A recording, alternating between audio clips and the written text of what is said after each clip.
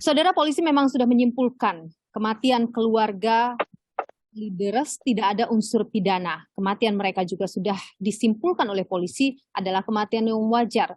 Namun, mungkinkah ada hal yang tersisa yang masih menjadi pertanyaan? Kita coba gali hal ini bersama dengan psikolog forensik ada Indra Giri. Bung Reza, selamat malam. Terima kasih sudah saya. Selamat malam. Bung Reza, saya ingin melihat pandangan Anda dulu. Polisi menyebut tidak ada unsur pidana dalam kematian ini, pun kematiannya adalah wajar. Pandangan Anda? Sebetulnya dalam beberapa kali komunikasi dengan Kapolda Metro Jaya, saya terus terang mendukung apabila pihak Polda Metro Jaya bisa sesegera mungkin menyatakan case close, tentu saja setelah melewati proses investigasi yang memadai.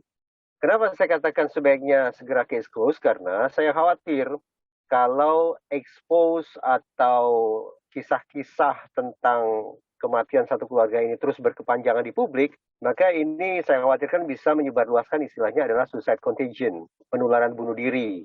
Atau orang bisa saja kemudian terinspirasi untuk melakukan perbuatan-perbuatan yang tanda petik janggal seperti yang bisa kita simak dalam kasus di Kalideres tersebut. Nah, kalau itu yang terjadi berarti copycat suicide, yaitu orang yang mengakhiri hidup dengan cara-cara yang meniru sedemikian rupa. Ini yang saya khawatirkan.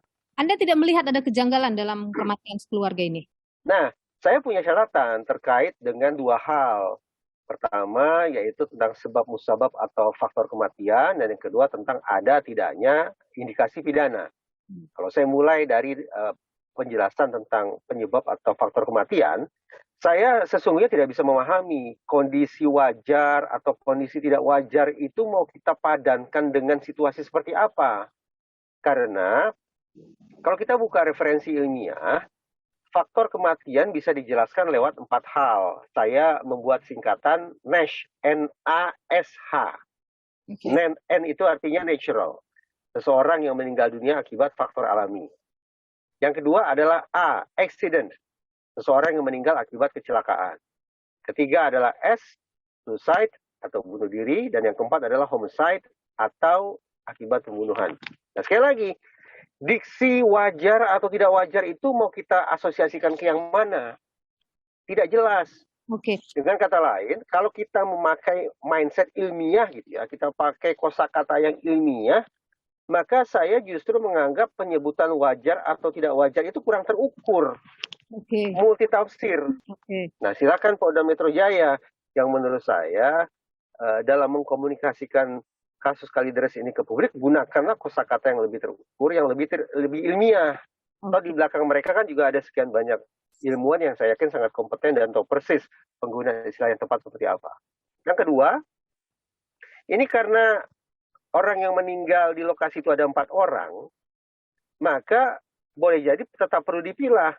Si A meninggal karena apa, si B meninggal karena apa, dan seterusnya. Dengan kata lain, tidak bisa menurut saya kita langsung serta-merta menyimpulkan atau pukul rata, oh semua pasti disebabkan oleh kematian akibat hal yang sama. Belum tentu. Tetap harus disisir. Nah, itu terkait dengan Polda Metro Jaya penyebabnya karena sakit, sakitnya itu beda-beda semuanya. Bagaimana Bung Reza? Bahkan sakit itu juga bisa kita pilah. Apakah hasil pengkondisian ataukah sakit yang muncul secara alami. Pengkondisian maksudnya gimana tuh, Bung? Misalnya ada kesepakatan bahwa kita tidak makan. Ada kesepakatan bahwa yang sakit tidak usah diobati.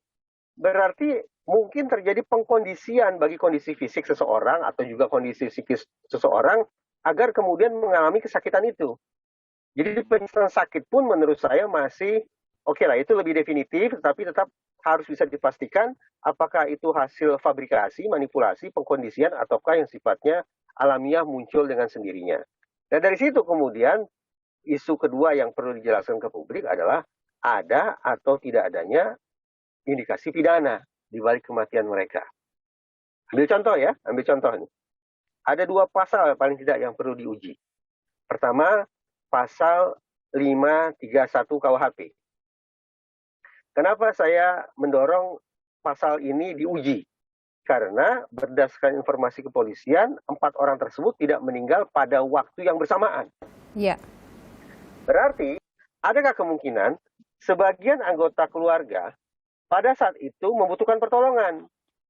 membutuhkan bantuan, membutuhkan pengobatan, membutuhkan makanan, tapi anggota keluarga yang lain tidak memberikan itu. Sehingga anggota keluarga yang pertama tadi meninggal dunia. Kalau itu yang terjadi, maka ini KUHP berkata bahwa orang yang berada dalam situasi butuh bantuan, tapi kemudian tidak diberikan bantuan, maka pihak yang tidak memberikan bantuan itu kena pidana. Adakah kemungkinan sebagian anggota keluarga pada saat itu membutuhkan pertolongan, membutuhkan bantuan, membutuhkan pengobatan, membutuhkan makanan, tapi anggota keluarga yang lain tidak memberikan itu. Sehingga anggota keluarga yang pertama tadi meninggal dunia. Kalau itu yang terjadi, maka ini KUHP berkata bahwa orang yang berada dalam situasi butuh bantuan, tapi kemudian tidak diberikan bantuan, maka pihak yang tidak memberikan bantuan itu kena pidana. Jadi bisa ada pidana kalau ada pembiaran tadi? Ya, karena sekali lagi 4 orang tersebut dikabarkan tidak meninggal pada waktu yang bersamaan. Baik. Anggaplah 4 orang tersebut bersepakat untuk mengakhiri hidup, untuk rest in peace, untuk meninggal dalam keadaan damai. Kesannya tidak ada masalah ini, kesannya tidak ada masalah. Tapi lagi-lagi, mari kita buka KUHP. Di dalam KUHP mendorong, membantu, menyemangati, menyepakati orang untuk bunuh diri, itu juga pidana. Nah, karena disitulah saya mengatakan perlu dipastikan, diuji seberapa jauh dua masalah pidana ini ada atau tidak di balik meninggalnya 4 orang tersebut. Bung Reza, begini, kalau kita mundur lagi ya ke profil dari 4 orang keluarga di Kalideres ini, ada yang menarik, yaitu 1 orang meninggal itu kan akan terjadi pembusukan, tapi kemudian orang yang tinggal di dalam rumah itu bisa bertahan di dalam rumah. Apakah itu kondisi yang wajar bagi orang bisa tinggal di dalam satu rumah dengan ada orang meninggal dunia? Barangkali gitu? Dari sudut pandang orang luar ya, outsider, kita anggap itu tidak wajar. Tapi di beberapa masyarakat kita ada jenazah yang tidak dimakamkan, jenazah tidak diperabukan, tapi jenazah disimpan sedemikian rupa sampai kemudian maaf ini misalnya menjadi mumi. Lalu kita ingin katakan apa? Apakah ini normal atau tidak normal? Nah, untuk mengatakan normal atau tidak normal, memang lebih bijak kalau kita menyoroti masalah ini sebagai insider. Jadi mencoba memahami barangkali tata nilai yang dianut oleh mereka, tapi tidak menjadikan tata nilai kita sebagai kacamata untuk menyoroti masalah mereka. Kemungkinan biasnya justru akan terjadi di situ. Ambil misal, saya sejak beberapa waktu lalu sudah berspekulasi bahwa boleh jadi ini merupakan kesepakatan untuk mengakhiri hidup bersama, yaitu rest in peace, berakhir dalam damai. Kenapa saya katakan begitu? Karena ada beberapa informasi yang bisa kita simak juga di masa yang mengindikasikan ke arah meninggal secara bersama-sama sesuai dengan kesepakatan. Pertama, kondisi TKP atau kondisi dalam rumah dikabarkan relatif rapi. Jadi tidak ada tanda-tanda cekcok, tidak ada perkelahian atau pertengkaran di dalam. Yang kedua, pihak keluarga berinisiatif minta agar listrik diputus.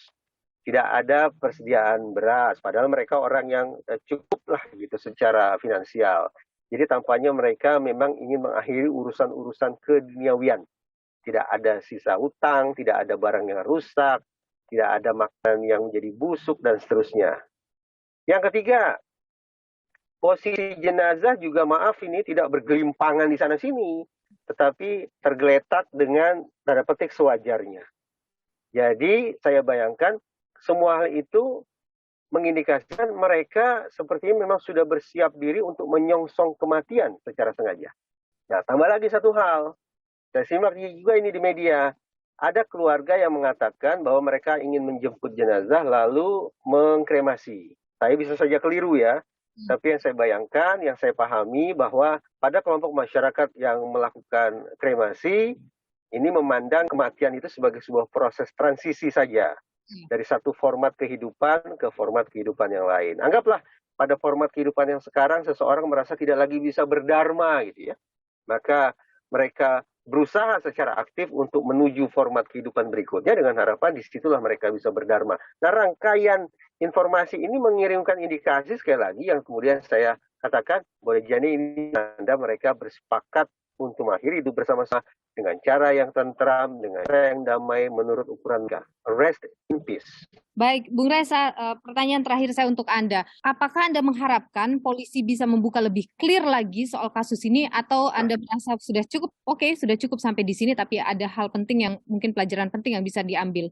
Sebagaimana tadi saya katakan, saya mendorong pihak kepolisian untuk segera mungkin menyatakan case close. Case close tanpa simpulan definitif pun tidak jadi persoalan. Jadi berkasnya disimpan sampai suatu saat dengan harapan kemampuan investigasi penyidik semakin baik, teknologi investigasi juga semakin modern, mudah-mudahan berkasnya bisa dikeluarkan kembali lalu dilakukan penyelidikan ulang. Itu sangat wajar. Baik, terima kasih Bung Reza Indragiri, psikolog forensik, atas informasi di program Niluh. Sehat selalu.